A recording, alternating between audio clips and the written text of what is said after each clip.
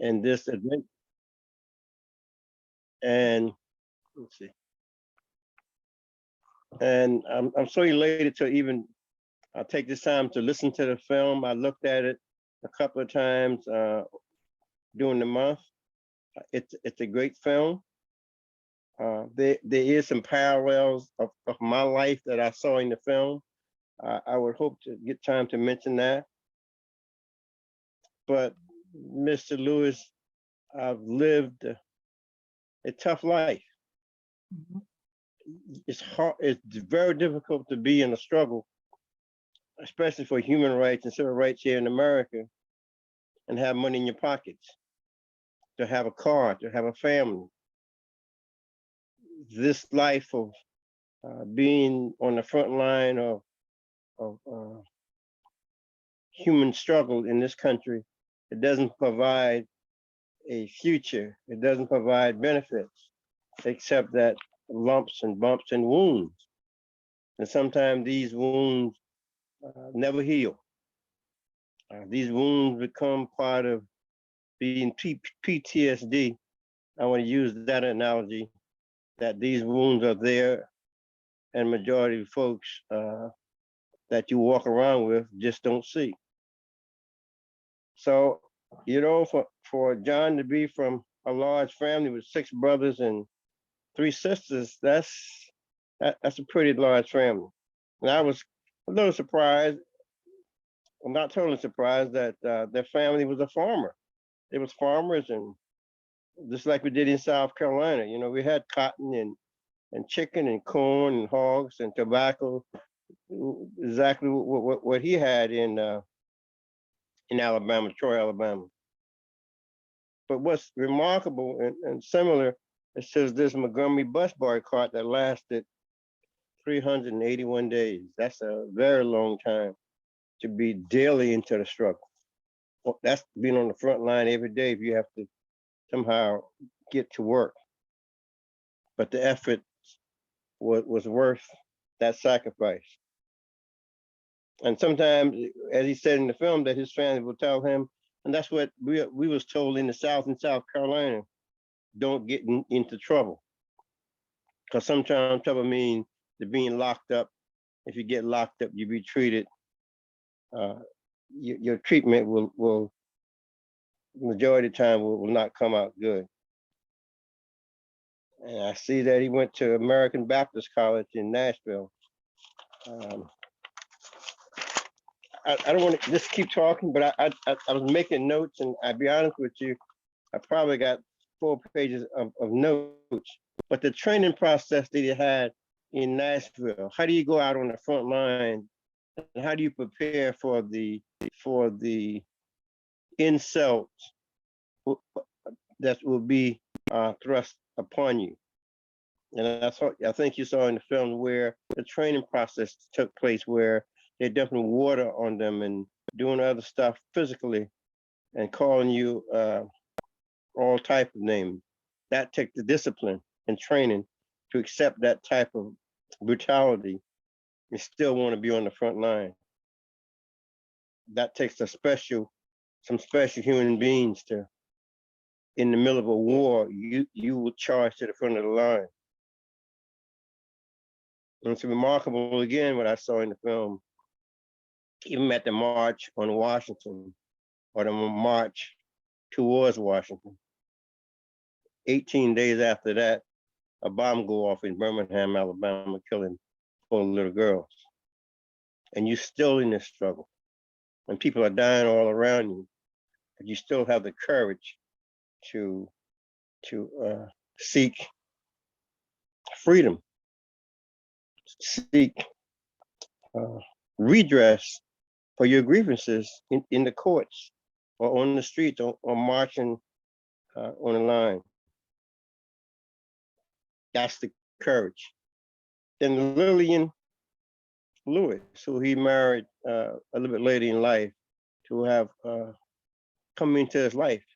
Maybe that was a saving grace for him after being beaten and tortured and called all kind of sorts of names, to have someone that can lift him up in life. But it takes a lot to register voters, especially in the South, where your life can be on the line for a simple thing as registering voters. And I can tell you, being part of the NAACP, we have a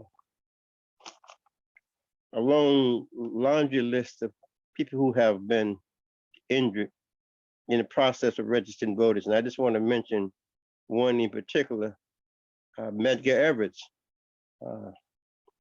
to be shot and murdered in his driveway for having the courage to register voters in the South. Selma, Alabama. I can't imagine what that place looked like back in the day, in the 60s. Then John Lewis leading that first march across the Edmund Pettus Bridge, the Alabama River underneath. And at some point, as you walk across that bridge, you're looking at the river underneath, would you think that you might be thrown off that bridge into the river underneath? And we know the story, what happened in that march. The slaughter of innocent folks who was marching in peace. And the second march for Dr. King, the courage to go into the arms of the enemy. Now, Roberta, I want to stop here. I got more notes that I took. I don't want to keep talking unless somebody want to ask me questions as I go. Mm-hmm. But let me, okay, a little bit more. One of the things for me, growing up in this civil rights and human rights era in America, especially in the South, and having parents that been in a frontline struggle and the cost and courage it took them in South Carolina. So sometimes I talk about, and I listen to the films, and I say the parallel for me in South Carolina, the capital of the Confederacy, our untelevised revolution that took place, that had the audacity to seek equal access to education for your children in the South. And it's very difficult to, and there's a story there that I'm not going to go into tonight, but there's, for me, lasting bumps and bruises and cuts that has not been healed. But this is the toughest thing when you're in the front line and you chose to run against your friend. And he ran for the Congress, John Lewis, against his longtime friend, Julian Bond. When I heard that, I'm assuming that would cause a strain on a longtime friend relationship, a comrade in the struggle. And as Julian Bond say in the film, time also heals. And I made a few notes that John Lewis co-sponsored the Family Support Act and the Fair Housing Act and amendments to Fair Housing, and registered to vote in Mississippi. I mean, Mississippi in the years, an 800% increase in voters registration. And young people will tell me today that I don't see any calls to vote, but sometimes I have to take the time out and tell folks when you're on the front line, everything is when you kept giving it all, and you expect the generation to the generation behind you will follow suit. But that's where we're at. Mm-hmm. Maybe the young folks don't know anything about a political revolution to the poll.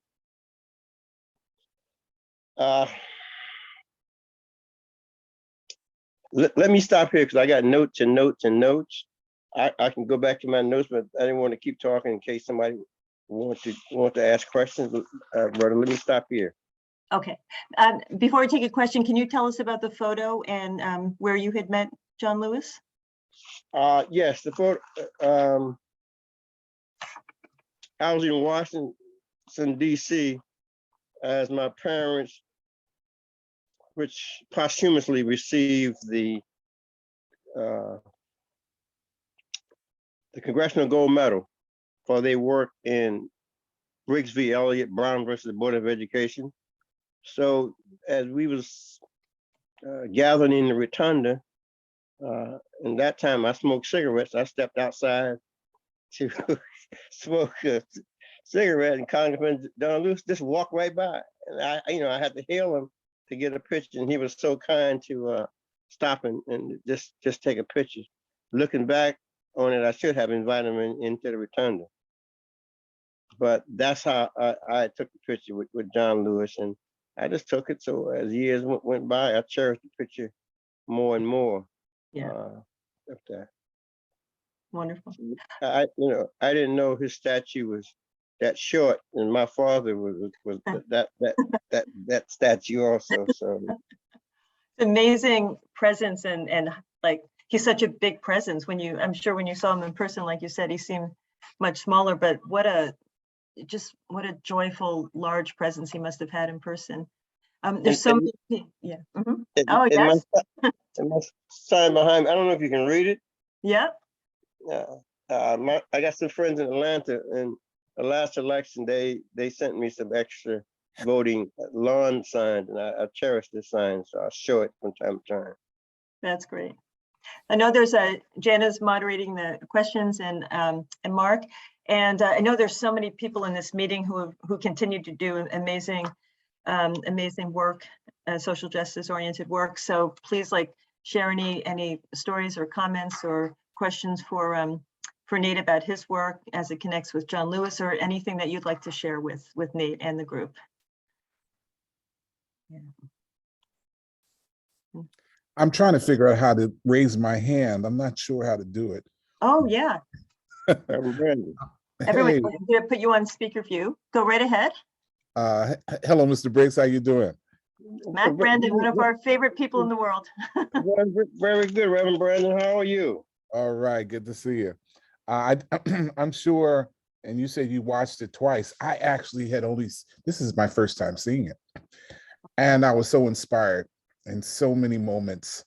And I was thinking about, there are moments that as we teach, and we teach in different ways to different people, either one-on-one or classrooms or whatever. Sometimes you can get worn down in your fight to keep memories alive.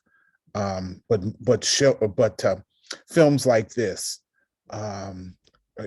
allow you to rebound and redouble your efforts.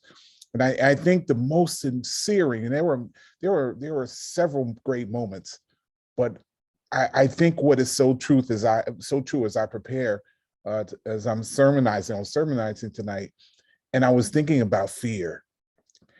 And it just went through me when he says, when you lose fear, you have freedom. And I think that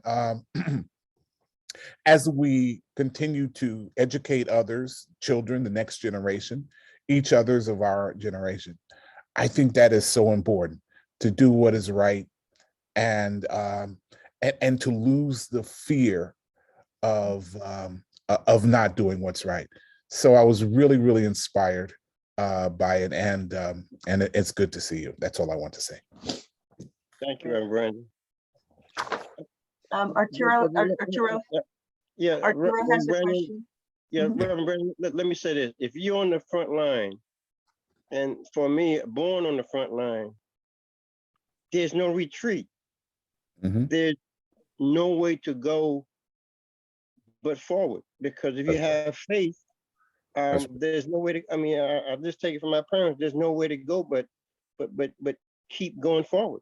And when what happened to you, you would think that your courage and your faith will allow you to sometimes escape injury.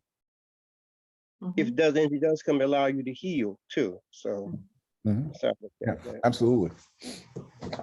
We have a question from our councilwoman, Pamela Perron, and then Arturo, you'll be next. Go right ahead. I was impressed with the mass movement that John Lewis was part of, and the strategizing and the planning that went into being effective. And so my question for today is, what is the focus of the NAACP? What's the pathway forward there? What should we be looking for? For and off the top of my head, from our national leadership, it's criminal justice from the Justice Department. Because if you live anywhere in America, have seen the injustice that happened to folks that look like me, from the hands of the police. Our voting suppression have taken place heavily in our community. Our fight is against this. The one group want to take away the pre-clearance of the court system so that we can almost gerrymandering folks out of voting. And NAACP have always stood on education. So I can tell you off the top of my head, probably I'm forgetting something. But that's I can remember off the top of my head, that's what NAACP right now, national, empowered to ensure, as long as it takes, that we are in this, on the front line of changing America, making it better than what it is today. I hope I answered the question. Yeah. Nate, we have a question from Arturo. He was asking if you could share some work about, some about the work that you're doing with young people. Yes, thank you so very much for all that you have done and continue to do. What a blessing, what a gift to all of us. So thank you kindly. And I am just interested in learning a bit more about some of the work that you and the NAACP in our area currently involved with young people. Thank you. Young people, I will tell you, as my life changed and gotten older, my interact with young people is a little distance now. I can talk to them if I'm invited to speak. I can talk to them at a college setting if I'm invited to speak on that. But with the tech savvy young people, I'm not there. I can't communicate them on that level that the young people are involved with today. But I'm still around. We have an AXO group in the Bergen County branch that actively participate with young people.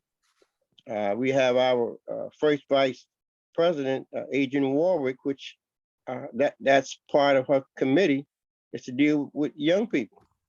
So I would ask you, if you're interested, to contact the branch and contact Adrian Warwick, because at 74 years old, I can see the distance between my children and the younger folks that I in contact with in my religious settings. But I would love to talk to young people, but I have to be invited to their engagements for me to talk with them. Yeah, it's great. Like a lot of us have served on committees together where we have high school representatives to the committee. And I know Jan and Susan, you can just name a few with me too. It's just remarkable when they get plugged in. And Bonnie, right? I see a bunch of people we've worked with together, because they, like you're saying, Nate, they have all the connections and they're tech savvy, and they just get that word out in a way that maybe we can't. And some of our former high school people are in college now doing remarkable work and continuing. So it's inspiring to see. Paul Aronson has a question, Nate. What should we in Ridgewood, Bergen County, and New Jersey be doing to keep John Lewis's dream alive?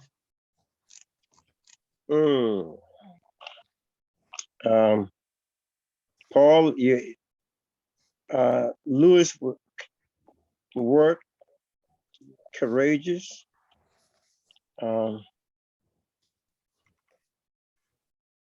Maybe a scholarship fund named after him, and to be distributed through the library. Book reports, essays along the way. But that's if you're gonna keep his name alive, then you got to be kind of proactive. But off the top of my head, Paul, you can actually do that. You can petition the NAACP branch to to have one of these, when you have your Freedom Fund, name an award after John Lewis. Mhm. That's how I think you keep his name active and alive Right. for another generation. There was something about his spirit too, the way he just always stayed on the high road, and I just love that he always was into the nonviolent and interested in having everybody work together, you know, for the same mission. And like I know he drew such strength from his spirituality, from his family. Like Nate, you and everybody here, does anyone have any thoughts on just all of us staying inspired and hopeful, like just to the end? Like things are getting so strange as we go on, and we think of what's going on right now with the Voting Rights Act. Does anyone have any reflections on how we can all just really stay inspired and feel that sense of hope even when things are not looking as hopeful around? If I may, I've been thinking about scholarships for journalism students. Mhm.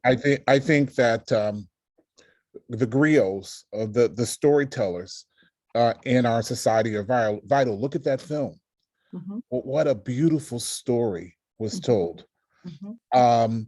And all too often, we assume when we're interviewed, or we assume when we read a piece, that there is quote unquote objectivity, and of course there is, to the best of the journalist's ability to be objective often.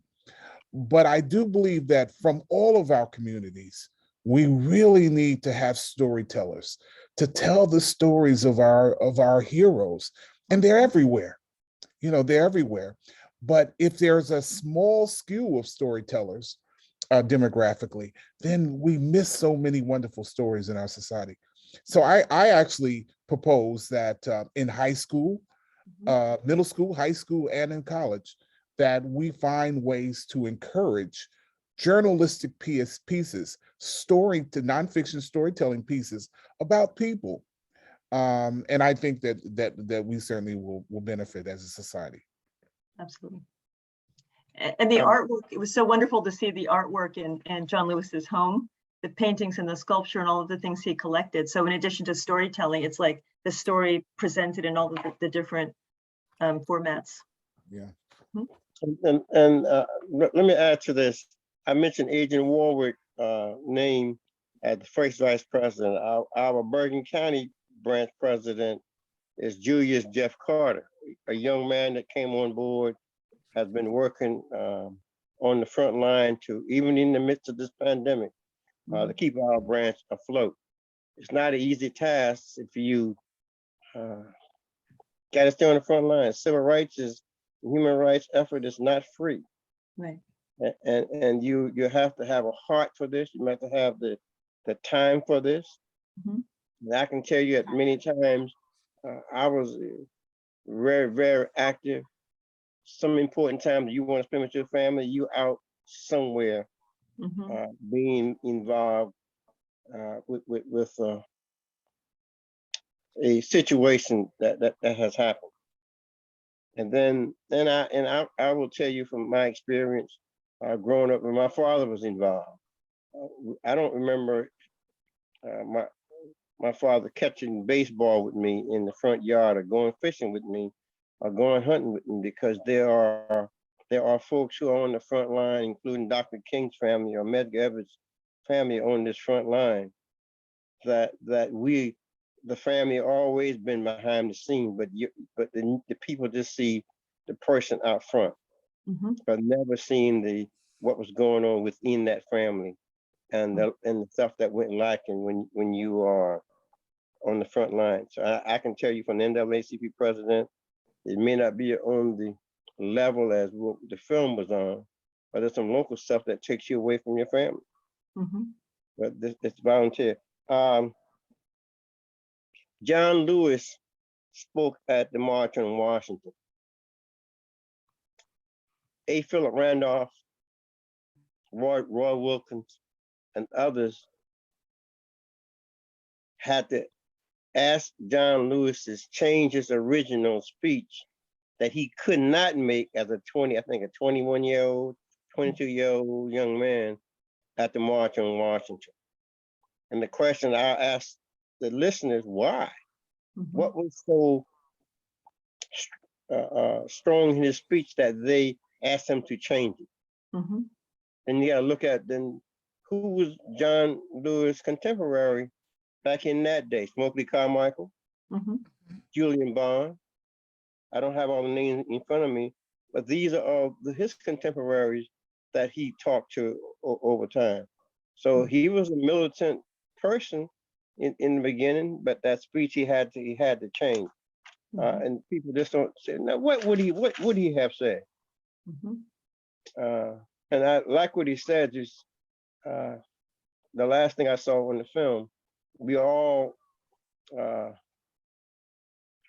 have we all have something to do. And my question is, what is your calling? What are we here to do? Uh, not to get up and just go to work. What else that we do on the front line, Right. except living our lives? Right. Now, there are, to my knowledge, 2 songs of John Lewis, BB Whining, and if you guys want to take note, BB Whining and his brother Marvin Whining, did a song. I had a note on it, but you need to pull that song up and just listen Mhm.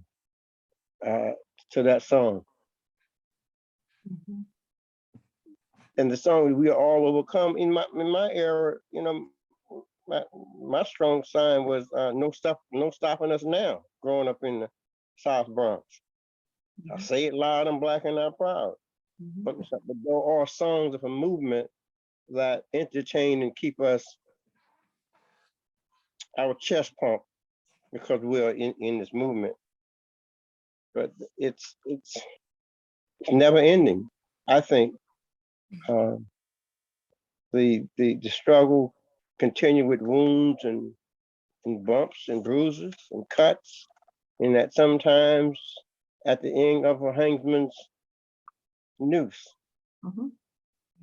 Uh, and I heard our local friend, I call him a friend that we know is Anthony Johnson, the local broadcaster here for one of the local television stations. I didn't realize that he was part of John Lewis. He was press secretary back in the day. Mhm. Let's see. I think because I did a lot of notes, I just want to be quiet right about now. But look, I can tell you that the freedom riders, the bus freedom riders from the north with black and white on this bus going south to get involved, and you don't know from the north what are you getting into. Mhm. I can tell you, as one of those cars coming through South Carolina, from Rock Hill, South Carolina, stopping my hometown and spend a night with the family. Mhm. And they got up and went to a local diner, and the diner folks found out that there was freedom riders and went outside and break every window in the car. Right. These are the little tales that just don't get told, or reporters just don't ask. Mhm. Uh, Nate, I have two questions. I want to make sure we get to them. okay. Bill is asking, is it time for some mass nonviolent protest gatherings to support voting rights? Yeah. Too bad we just can't do it now. I mean, see, people like to talk about back in the day, the civil rights movement, back in the day. Well, for me, it's never been back in the day. I've always been proactive. I've always been part of a movement. I've always gone to Washington, D.C. for in the last 30 years. Mhm. Just about every march that's sponsored, and I get on the bus and go. Mhm. Right. Have not ever gone, and will not go. Mhm. But the back in the movement, civil rights have not gone away. I think we're still active. Mhm. There's still some injustice in our society, whether it's police brutality, voter suppression, or some Supreme Court decision to get on a bus and protest as the Constitution allowed me to go protest my government. But it's still get involved. Mhm. John Lewis said, "Do something, say something." Right. The strongest movement always come from your local Mhm. perspective to make changes, and that Mhm. has not changed. There are stuff that's in front of us now. Mhm. How do we educate all our children with the money that we have and money we spend on wars? Mhm. We keep children going in this country uneducated. That's a shame on us in the West. We Mhm. rather spend money on military than educate children. Yeah. That's do something, change that. Hope Um, I answered the question. Carol has a good question. She was referencing the nonviolent, like the sit-ins that John Lewis spearheaded in Congress, and just saying that nonviolent protest is very hard. Do you think this population could be trained to be nonviolent? Yes, but this one, and I can tell you from being a war veteran of marches and demonstrations, that I've been to enough of those, and those pre-marches gathering saying that there will be folks in our march that's going to be, whether in Washington, Newark, or Trenton, or New York City, that will show up to your march. They will not be for you. I've seen, I call it a rat race on the side, running in the sidewalk, but never marching with us. But these are the folks that cause disturbances, as in some cases, knocking over fruit stands and news stands and causing bad trouble. I'm gonna use John Lewis analogy instead of good trouble. So your non-violent demonstration is good if you can control those folks who's shown up to not do good and to make your name bad. Mhm. I think Black Lives Matter was a great organization to allow, without having police, to allow folks to join you and do stuff in your name, or say you're part of that march. Mhm. History have proven time and time for me that those elements will show up. And the Black Lives Matter, I think, movement did the best that they can, but not knowing the danger of being out front. And you don't have soldiers police the nasty element that will try to carry out what you do. The Martin Luther King movement, nonviolent, they had the soldiers to do this. Mhm. And if Yeah. you don't, and I'm gonna add this caveat. For me, Million Man March, peaceful. 1 million Black men showed up. Nothing never happened. Because you Mhm. got to control the elements that will show up to create a monster Mhm. for your organization. I hope that helped. I just wanted to, most of you on this call are familiar with Mac Brandon's Wednesday night forums. Mac has been leading Wednesday nights right since March of 2020, I think, almost 2 years. And we've talked a lot tonight about what can we do on our local level and beyond. And I think Mac hosts these conversations and forums with all different people from all different walks of life, all different fields, to just touch base and talk every single week. So I just think that's a perfect example of what we can be doing, given our gifts and time. So Mac, if you want to give a quick shout out for your Wednesday nights. Oh, okay. Uh-oh. Mac? Hang on. I'm asking him to unmute. I'm so sorry. Oh, there you go. You said it all. I'll put the link in the chat. And I think it's so important for us simply to speak to each other in community. And that's what we endeavor to do. So I'll put the link in, and I welcome anyone to join. Great. Thanks, Mac. Roberta, can I just add to that? Of course. Mac's community chats happen every Wednesday at 8:30, and he's been humble and gracious to have offered this to us since the killing of George Lewis. So it's an incredible, incredible opportunity. The thing I want to remind folks is we have 3 scholarships that that's funded by the MLK Committee. And as a reminder, it's in the chat, but you could also go to our Facebook page, or as I said earlier, the Westside website and make a direct donation. But Mr. Briggs, something that's troubling us locally, and locally I mean in Ridgewood, is that, like, as we see nationally the threat to voting rights, we're seeing locally in Ridgewood, and it's so wonderful, Councilman Perron, that you're with us today. There was a time when we can protest in Vaness Square. We could gather in Vaness Square, whether it's for a vigil or a protest or a community gathering. We no longer can do that without a permit, and those permits can be costly. In addition to the permit, there's a requirement that a group have insurance. That's the costly piece.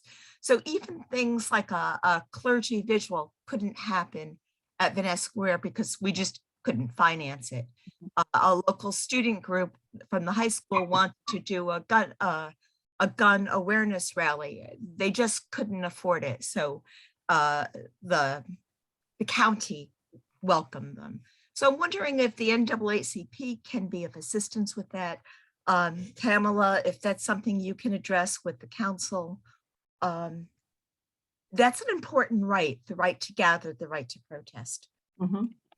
I think we probably can. I would hope that we all, as other organizations and in the state, can gather in Trenton to ask the governor and our state legislators to put a cap on those policies in the public square about insurance, because it doesn't do us as citizen any good if the local politician decided to raise that fee to stifling protests. So if there's a groundswell to get that done across the state, that they're capping on demonstration, what it costs. Now I realize some gathering, it does have to have insurance because somebody can get hurt. That this is the reality of that. But again, I think if we want to make changes in the state legislated, I think it's going to have to be a groundswell of different organizations and religious organizations to protest what is going on locally. And that's how I would look at it, because then NAACP, yes, we have hands there and here, but I think it takes more than one organization hands and just a local area. I think you have to. That's what I say. I don't want to keep. Dan, thanks for bringing that up. I was unaware of these bureaucratic impediments and the financial impediments to free speech in our dedicated public forum. Let's talk offline. I'd like to know how much that permit costs. I do think it's important to speak with local government up front so they know that this event is happening so that they can protect you. And we have a really terrific police force. And I've witnessed how things can become tense and be de-escalated very quickly. So that's good.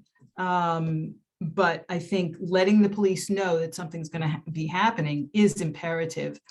But let's talk about these things that are hindering free speech. Great. Jan, you can send along Nate's contact info to, to Pam. You can send along Nate's contact info to Pam. Okay, yep. Perfect. Wonderful. Thank you. Roberta, let me mention Goodman, Cheney, and Schwartz, James Reed, Viola Lianzo, These folks who on the front line died voting and in this human right and civil rights struggle. This is not a game. You're involved. You're on the front line. You don't know where life will end. And when you get courage, and I think Reverend Brandon said it, and I'll say it again, if you're on the front line, there's nowhere to go. How can you retreat? So I just want to mention their name. Right, thank you. Are there any other comments or questions? Okay. Well, Jen, I'll just ask you one more time if you have anything else to say about the weekend's events. Or... Tomorrow is drop-off day at Crest for non-perishables and toiletries. Sunday, starting at 4, is an incredible virtual program of art and music. And then that's Sunday. And then Monday is, of course, our interfaith service. All of the information can be found on our website, and that information is in the chat and of course on our Facebook page. Wonderful. Thank you so much. And I'm going to end by reading a wonderful. I have a comment. Sure. Go ahead, Tom. I was muted before and didn't know it. Oh. My name is Tom Hickey. I just moved to Ridgewood just about 4 or 5 months ago.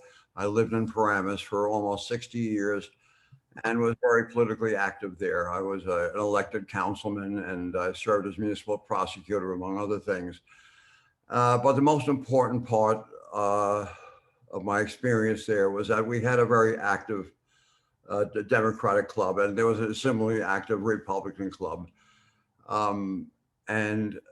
That I found to be the most important thing. I mean, it is good for us to talk about this, and I hope that every kid in the Ridgewood school system sees this film. I think that'd be a tremendous thing if we could somehow carry that off. But all the talking we do is fine, except it doesn't necessarily get people elected.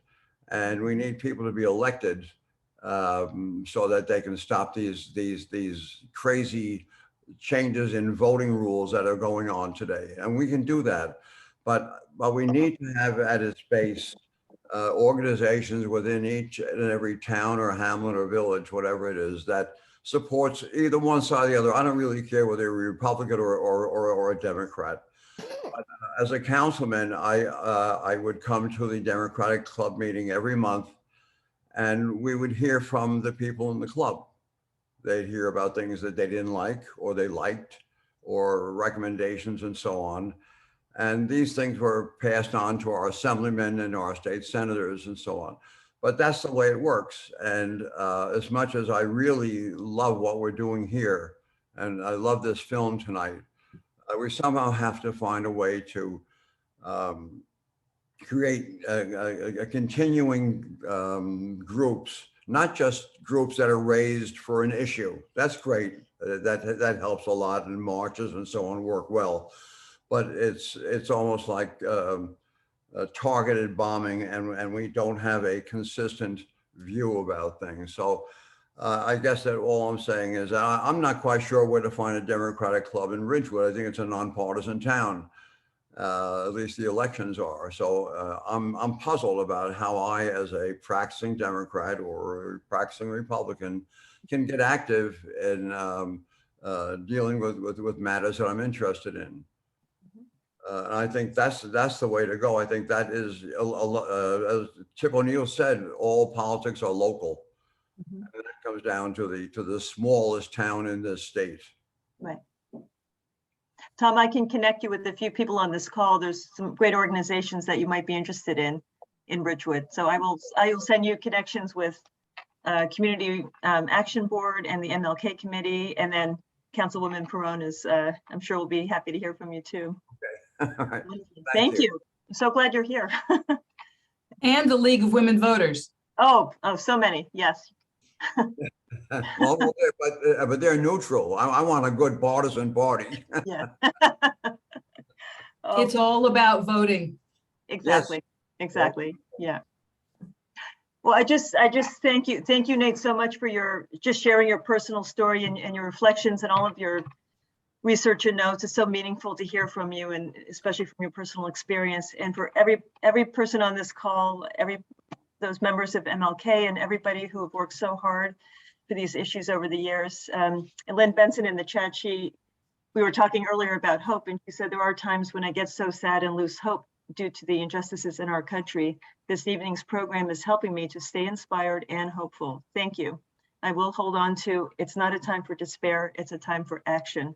So let's all keep each other hopeful and inspired. And again, thank you for coming. I will send you all a recording of this conversation tomorrow, and we hope to see you again.